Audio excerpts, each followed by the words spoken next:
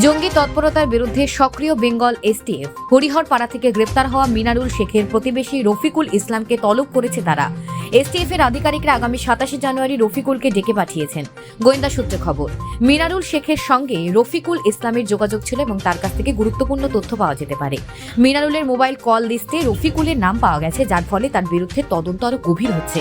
তবে রফিকুল ইসলাম জানিয়েছেন মিনারুলের সঙ্গে তার কোনো বিশেষ সম্পর্ক ছিল না। প্রতিবেশী হিসেবে তাদের মাঝে সাধারণ কথাবার্তা হতো।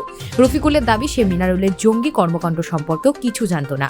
এসটিএফ এখন এই পরিস্থিতি নিয়ে আরও তদন্ত করছে এবং সম্ভাব্য সব দিক খতিয়ে দেখছে। Bureau report, news prime Times.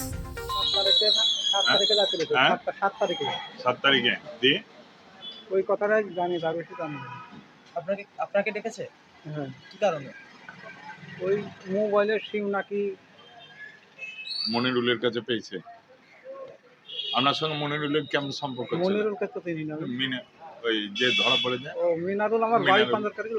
হ্যাঁ, ওর সঙ্গে কি আপনি ঝাড়খণ্ডেও যেতেন? না, বিভিন্ন জায়গায় ঘুরেছেন? আমি হরিয়ার বাড়ি চিনি না। মানে আমি চাষি লোক, হ্যাঁ। মেশিন টেশিন খারাপ হলে ওই মোবাইলটা হয়তো ছিল, 5বারও ফোন করতো, 2বারও ফোন করতো, এরকম ফোন করে কি বলতো? কিচ্ছু বলতো না। ওই তো ডাকতাম খালি, মেশিনটা দুধ ও দিয়ে যাও। ও মেশিন আপনার ঠিক করতো সেই কারণে। তা আপনি নাকি ওর সঙ্গে ঘুরে বেড়াতেন বা ইয়ে করতেন? আসামে গিয়েছিলেন? না, আসামে যাইনি কিন্তু। ঝাড়খণ্ডে? না, কোনো জায়গাতে? তাহলে আপনার বাড়িতে এলো কেন? এই লোকানো সেটা আমি কি করে বলছি, এসটিএফ এর কজন এসেছিল? আমি দেখিনি। ও, আপনি ছিলেন না? আপনি কি কাজ করেন? আমি চাষি কাম। কিসের চাষ করেন? কি চাষ করেন?